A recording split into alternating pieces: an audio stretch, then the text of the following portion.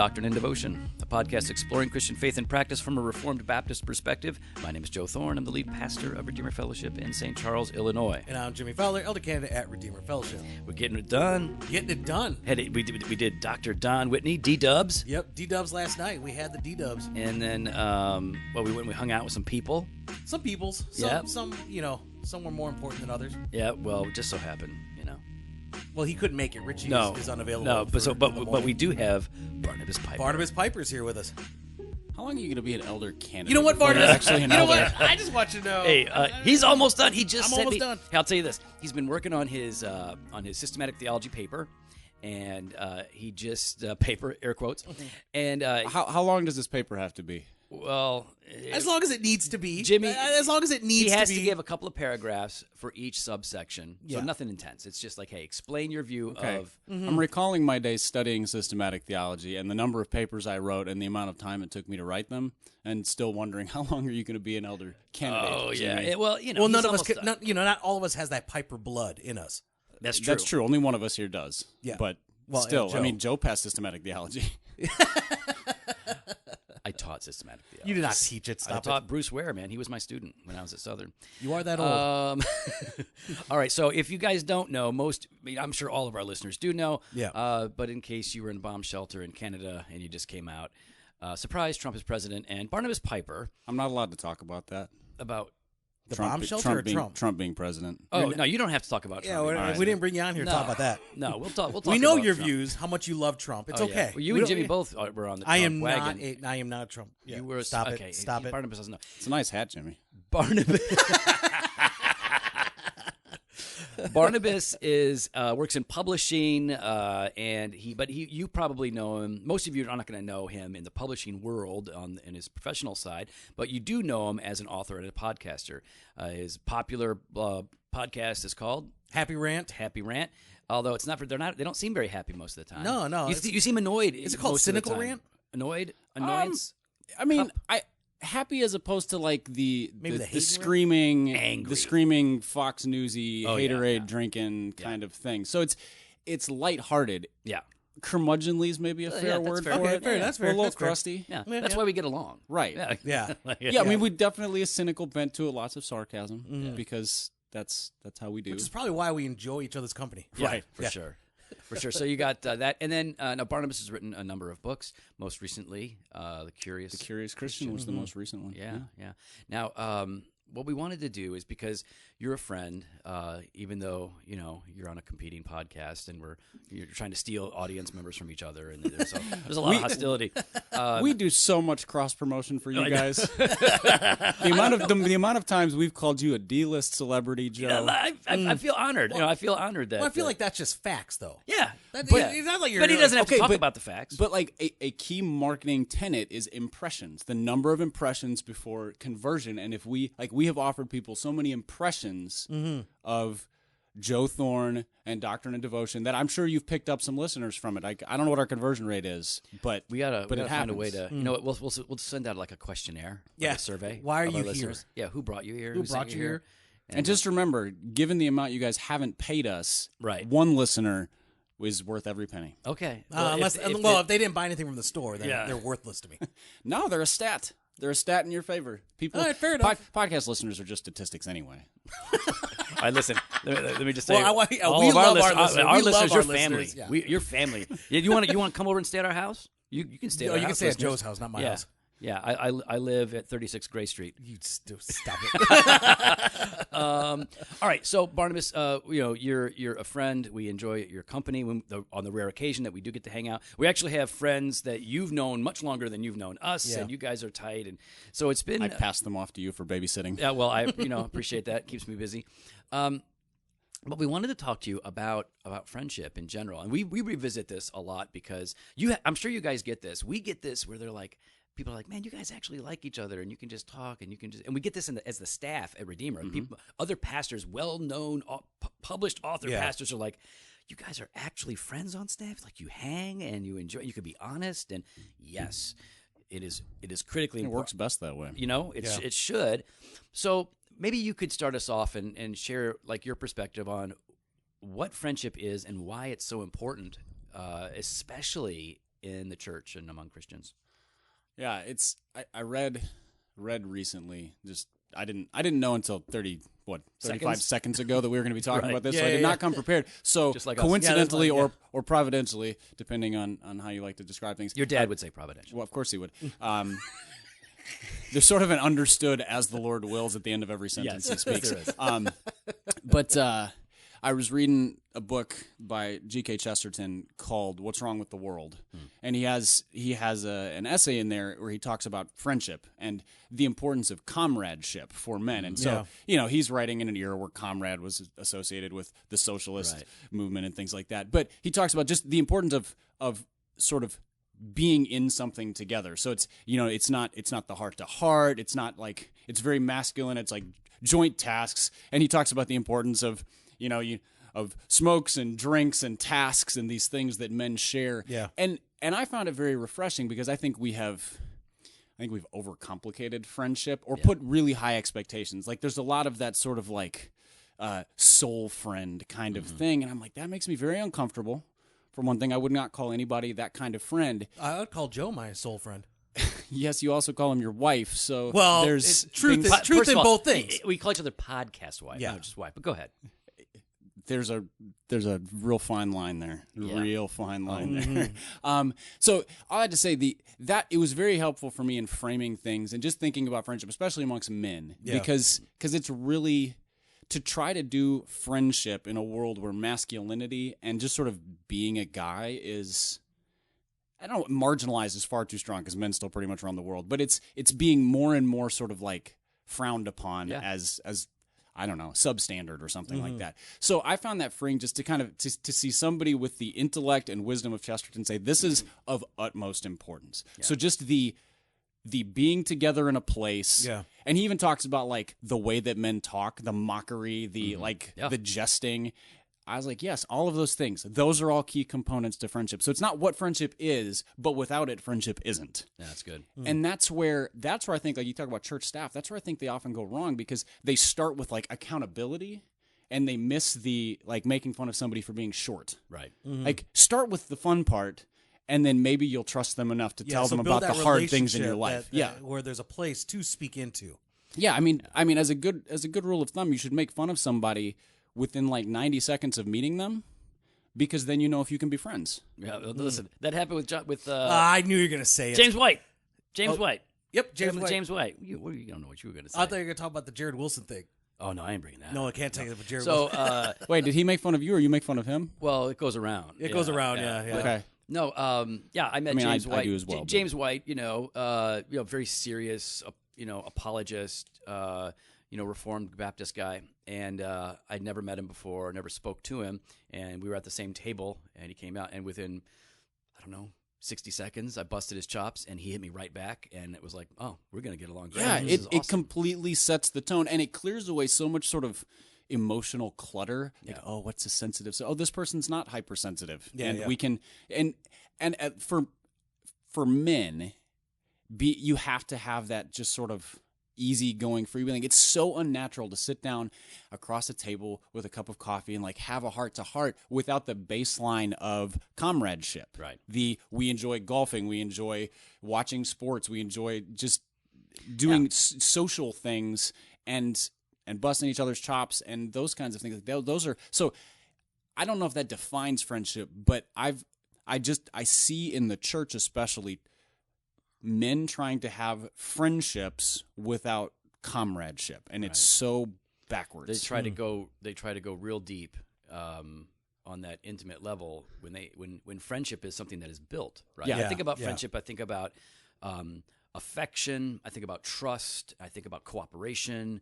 And it feels natural, right. Like those are things that should happen naturally. You can't force a friendship. That's where one of the places where like small groups in churches are perpetually a challenge. Occasionally they click, but it happens naturally. But you put people in a room and you're like, all right, strangers with whom you have no trust, you've spent zero time, you don't like the same things, you don't know the same things, you don't work at the same places, you have very little in common, or at least you don't know this. But by all means, tell them about how difficult your experience is with your children, Right. or how dark your depression is, or what. Those are. Wait, that's not how this works. It takes time. You have to want it. But here's the problem is for friendship to be developed, right? It's got to be built. It takes time. All these things kind of have to come together. Even for you to begin building it, there has to be this element of trust and transparency, and it's like, there's risk involved in trying. Yeah, to somebody build, has to make the first move. Right? After you've hung out and enjoyed company for a while, somebody has to make the first move. Just being like, "Hey, can I ask you a question?" And then you step off the ledge. Will you go out with me? Yeah, That's exactly. what Jimmy asked me. Yeah, That's not what I That's asked basically you. That's what not you it. asked me. Speaking of going out, our friend Andrew Gulby wanted to shout out because he's about to ask a girl out on a date. Oh, he is going to ask. He's going to ask her out. I don't want to say her name. No, But, no, that would be too much pressure. That'd be too much pressure. But I'm sure That'd be too Jenna will much say. I'm sure she's going to say okay. that'd be Yeah, fine. yeah. So good luck, Andrew. Yeah, go get it. Take that risk.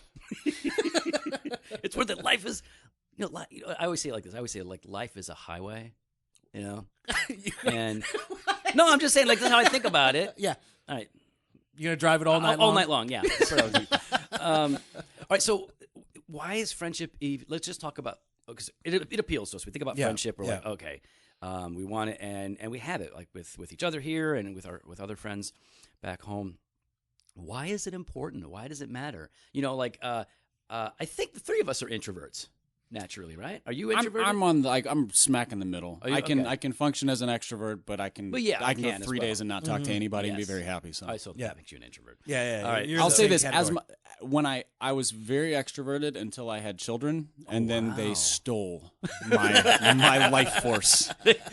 They have it all. They drained it. Well, when I have 2 daughters and they say lots of words, and so I really like solitude and silence now. Yeah, it's funny. I also love my daughters, just to be clear, but it has changed my interactions with the broader world because sometimes I'm just like I don't want to see humans. Yeah, they used up all of my social abilities. So for guys who, for one reason or another, we actually enjoy being alone. Put my earbuds in, leave me alone. Just do that. Why is friendship important to us? What value is it? Is it a gift of God? And if so, like who cares? What does it do? I mean, you will hear people say over and over again, usually talking about the health of the church. People are designed to live in community. Yeah. But I think just more simply than that, people are designed to be social. There have been studies done, which of the mental health effects of isolation. Mm. In fact, there's even movements right now to remove solitary confinement as a punishment for inmates under the age of, like, for juvenile delinquents, because it has a permanent. Yeah. I was about to disagree with this, but no, I'm okay with that. No, for adolescence aspect. Yeah. So because it has a permanent effect on their emotions and their minds, and so there's just we were genuinely created to be in interactions with others, just for our minds and our hearts and our souls. But then when you just think about it personally, while being alone is very soothing and satisfying and restful, especially for introverts, it's utterly necessary. You can't share anything good or anything hard. You can't share a burden or a happiness when you're by yourself. So, and I mean, C.S. Lewis talks about the joy of sharing. If you go to the Grand Canyon and it's beautiful, it's a little bit depressing to walk away from that when you're by yourself. But if you go with somebody else and you can look at it together and say, "Wow," and then 3 years later talk about, "Remember that time we were at the Grand Canyon?" That's a really good point. The shared enjoyment of life. Or the flip side of that is if you're miserable, whether it's depression or something external that's causing difficulty, friends usually can't fix your problems, but it definitely makes life easier knowing you're not in it alone. Yeah. So to go to them and just be like, "I'm in a dark place," or "This thing really hurt me." I got a call from a friend earlier who was talking about a really difficult manager at work.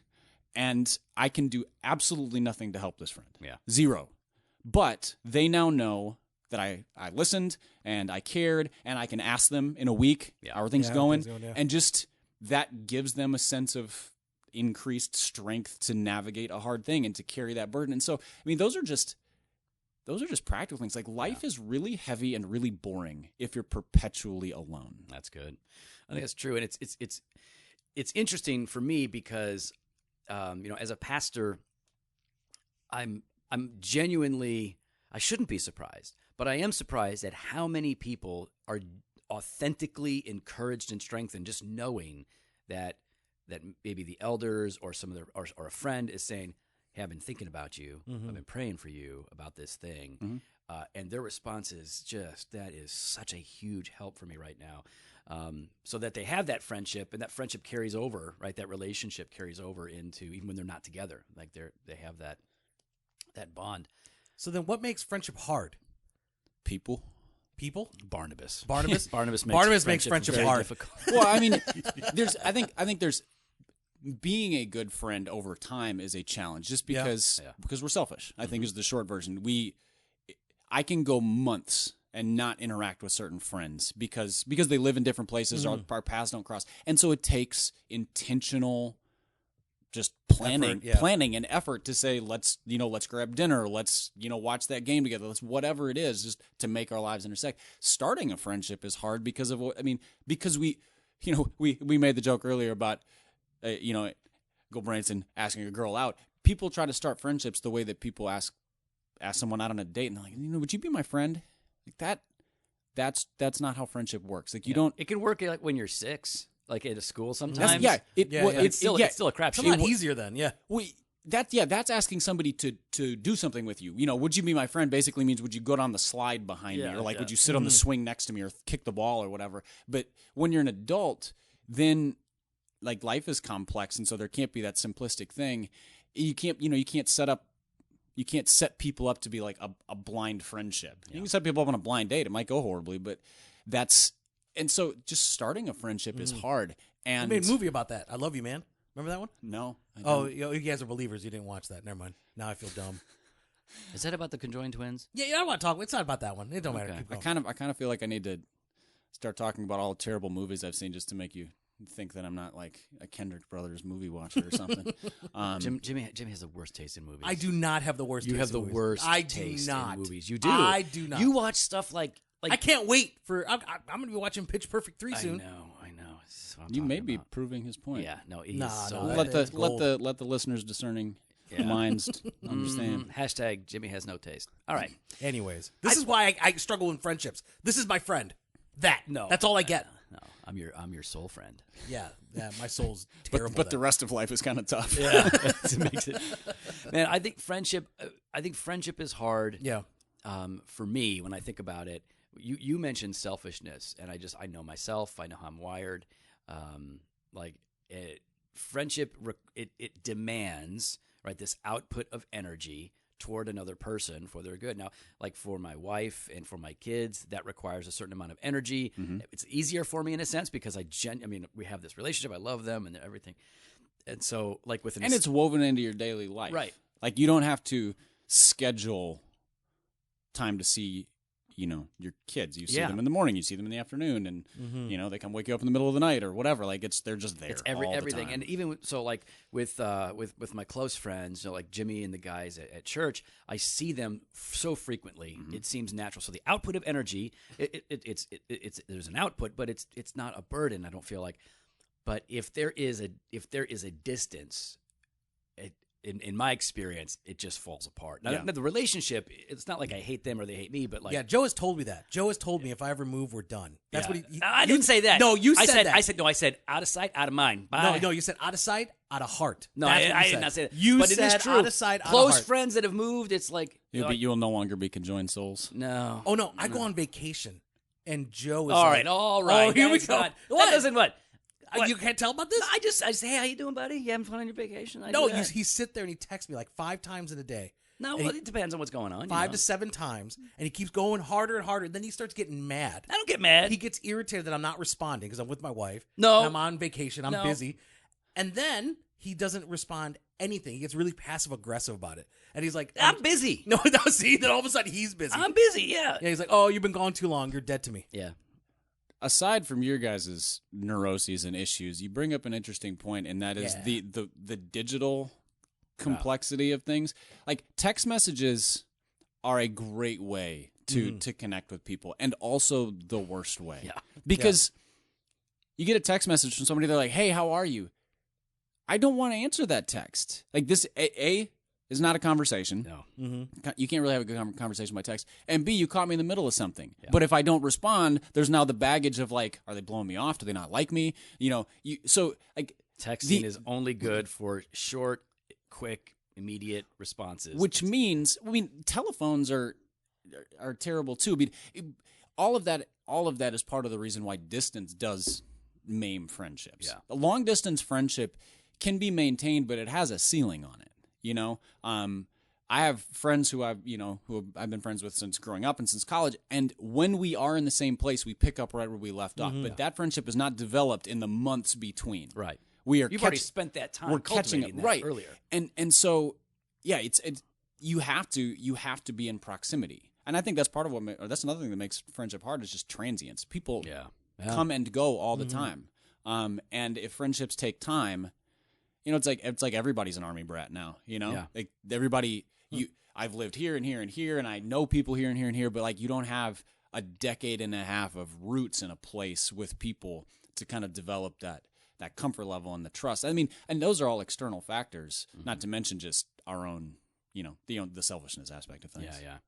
What about being a good friend? You mentioned this earlier, like being a good friend. What are some things that, like, when you look at yourself, or let's say you had to instruct a group of men or women who are like, I want to be a good friend. What does that require of me?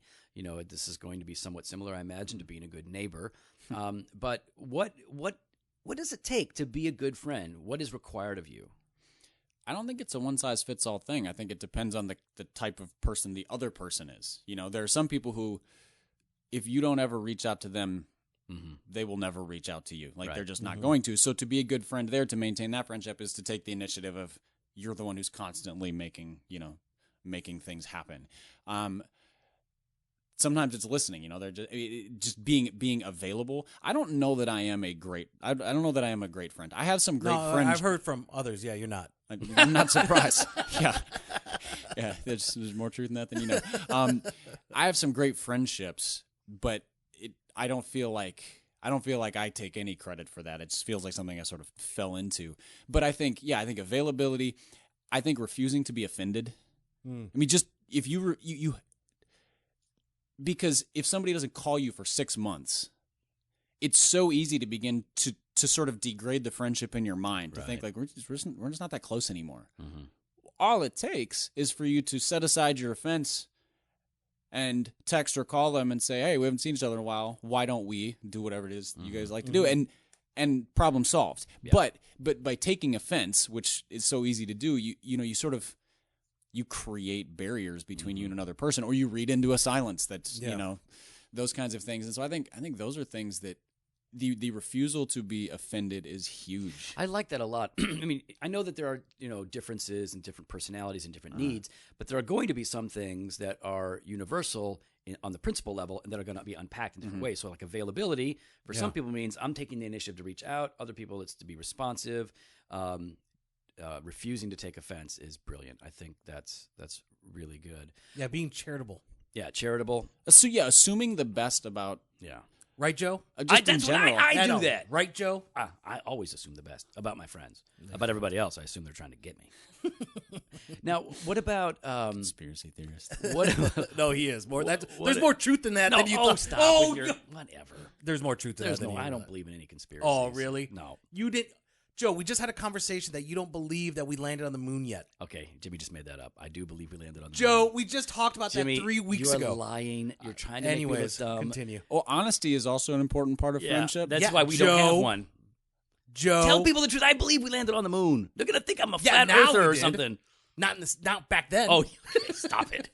What about the issue of like transparency? Maybe that's the word, or vulnerability. Here's the thing. I was talking to a guy who was a staff elder pastor at a large church, and he's no longer there. And godly dude, serious dude. And so those are not the same thing. No, that's by the way.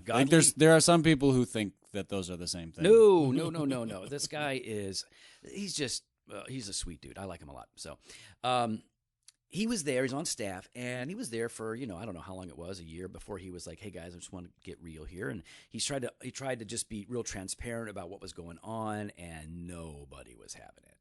They were not having this level of disclosure, of vulnerability. It was awkward, and like for in my experience, like at the church that we're at right now, and hopefully I'll be at it till I die. That is not only like normal to have that level of openness about where we're at. The idea that we couldn't be that way it frustrates me. It would frustrate me greatly. And so, what does that mean when we're you have a friend or a group of friends? Why is transparency important? Is that the right word for it? Maybe there's something better. Yeah, I think all the words for it are a little buzzwordy now because they've become sort of cultural commodities: authenticity, transparency, vulnerability. Yes, vulnerability. That's who is it? Brene Brown is the vulnerability expert, and so I think she's turned this into that's like her business, which I think is really valuable, because I think the problem is that it's very easy to be falsely all of those things. You sort of present yourself as transparent, which is the ultimate non-transparency. Yeah. Those are hard things, because that feels almost like friendship chemistry to me. Like, it's not a thing it's not mechanical. So if I share this and you share this, and then we sort of build this thing, it feels more like I have to just sort of put this ingredient out there and hope that it reacts well with you. Your reception is gracious or listening or patient or interested, So if I put something out there that's risky, I'm just hoping that, early on, I'm hoping that you're going to dig in and go, "Oh, really? Tell me more about that," and listen, and do whatever the engagement needs to be. And you can't have a good friendship without that. But the thing is, that's hard over time as well. There are friends with whom you can be transparent for a long time, but then something comes up in your life that you feel ashamed of, that you're guilty of, or that's just really hard, and you still keep it from them. And they find out later, "Why didn't you tell me?" I mean, I just had a conversation like that with a friend recently, where they found out about something that had been going on with me for 2 years ago, and they're like, "Why didn't we talk about that?" And I was just like, I didn't want to, is the short version. I didn't bring myself to it. And that hurt them, because they felt untrusted. Yeah.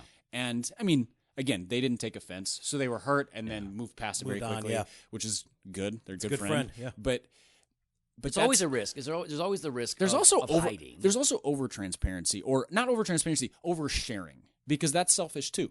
Oh yeah. Where you just sort of you unburden yourself perpetually. We all have friends where we feel like we're carrying their water all the time. Absolutely. They call, and you're just like, "Oh, this thing again." They're going to tell me about the latest stupid petty thing in their life that they're unburdening themselves. And so that has to be a two-way street too. I mean, the Bible says, "Bear one another's burdens." It doesn't say one of you bear the other's burden. Yeah. And sometimes you just got to talk to your friends and be like, "Hey, man, you're a drag." Yeah. Stop it. Stop being so selfish in this. That, I think, is a part of transparency that we suck at. Is the blunt confrontation aspect. I'm a very blunt person. It is very hard to look a friend in the face and be like, "You're an idiot right now." If they are being a drag, if they're sinning, if their attitude sucks, but that's essential. Yeah. Because just as much as it's a risk to unburden yourself in a vulnerable way, it's a risk to do something that threatens the friendship in an aggressive way. And I think, having observed female friendships, I think that's even harder. Yeah. Because guys just tend to be a little bit more bluntly combative and emotionally unintelligent. So I would say that we have our psyche or our soul is simpler. It's we're kind parts. Of blunt, we're blunt objects in that way. Yeah. And I hate the oversimplification between genders and to paint with a broad brush, but a trend is that guys tend to have a little bit easier time being forceful and blunt, and women tend to have a harder time. Both receiving and giving it, and it hurts more, and it's more complex, and so I don't want to put this out there as if it's an easy thing, but I do think that that's an essential part of friendship, is the ability to tell your friends when they're being stupid. All of this, really, it's interesting as we're kind of walking through it, because all of these are commands and or expectations of relationships between people in the church, right? When you read the New Testament, all of this, we're supposed to support one another and encourage one another and rebuke one another and correct one another. And for that to happen, there has to be. But when you put it in a church context, it gets so unnatural. Like if the church was filled with people who were just being friends, it would take care of a lot of that stuff. Well, that's yes. I think yes and no. I mean, think of how many friendships there are out there where they aren't. I mean, then I guess it's no longer a true friendship. But a lot of people have comfortable, enjoyable relationships where there isn't correction, where there isn't, bearing one another's burdens. And in fact, the American trend is empowerment. Yeah. So if your friend is doing something that you know they shouldn't be doing, that's their truth, and you don't correct them. You may question the wisdom of the decision, but like once they've made their decision, you just kind of go okay, right. And so there's not any of that like draw the line in the sand kind of aggressive correction when needed. You have to do it. So I think when we're reading the scripture, the design is for this to be the reality in churches. I think it gets complicated because churches make it complicated. We make it complicated by whether it's having a judgmental attitude or bad theology or a mixture of all of that. But the design is clearly for the church to be the place where these relationships flourish. They're supposed to flourish here, if anywhere, because where else can you go in the world where everyone is admitted as the same? We're all sinners, we're all damned, but we're also all justified equally in Jesus Christ. We're all imago Dei, and we're all sinned up, but then we're all redeemed. Like that means that we're all admitted together as brothers and sisters. So like this should be the one place where you can be honest. Yeah, I think part of the way that things get gummed up in the church is when those things are laid out as like church expectations instead of human interaction expectations.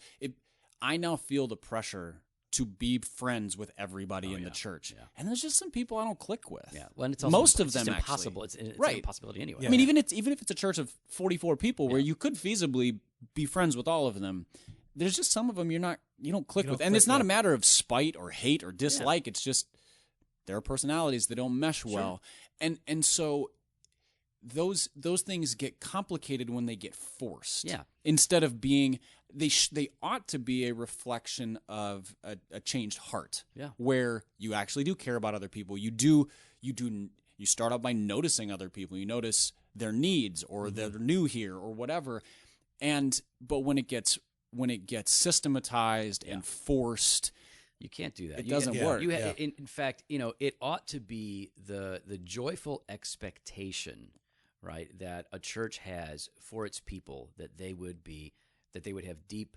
Christian, like gospel-rich friendships. Not universally across the board with everyone. That's impossible. That's unrealistic. Even Jesus had different levels of interaction with his disciples. But that this would be, the joyful expectation, because we want people to know one another and put effort into this.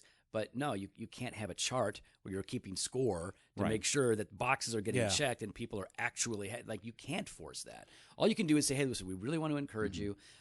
Get to know people. Try out a small group or, see who you connect with, however you can do it, but you got to try to facilitate it without being heavy-handed. Well, I think facilitating it is an interesting word, because what I was thinking of is churches put programs in place. So there are small group programs, there are social things. It's very programmatic. They don't create environments. Environments are what breed friendship. It's an environment of welcome, an environment of grace. It's an environment of fun, a place people enjoy being. So when you talk about the friendships y'all have on staff, that's an environment creator where there's an example being set, but you're not getting up there and being like, I'm going to set an example as a friend today. You're just being a friend, and people see it and notice, and it sets a tone and creates an environment. And one of the things that I have learned over the last several years as I've kind of struggled to find a church home is I'm not looking for a list of anything. I'm looking for an environment. And so it's the smell test. You walk in and you sense the place, or I sense the place before I can list off what's, the pros and the cons and the strengths of the preaching and music and all of those things. Because I've been at a couple churches that were very strong on the lists and didn't pass the smell test because of the environment. And bringing it back to friendship, a lot of it was you just look around and you go, this doesn't feel like people like each other very much. They're all here for the checklist. And that's not a church. That's a conference every Sunday. Yeah. Let's end on that. That's really good. I like that. So Barnabas, if people want to follow you, they want to be your friend. Your virtual friend. Your virtual friend. Oh, yes. How could Facebook friendships, because those are real friendships. Yes. So how could they connect with you online? Social media. Yes. Twitter is my favorite social media. It's just at Barnabas Piper. Hey, look at that. Just at Here we go. Barnabas Piper. Did the same thing I got he did the same thing with Joe G-Dubs Thorne. last night. And now but Jimmy's like at J64 Fowler _ He was probably a late adopter. Thank Oh, you. my God. He got it. That's exactly what I said last night. Thank you, sir. You still could have come up with something better.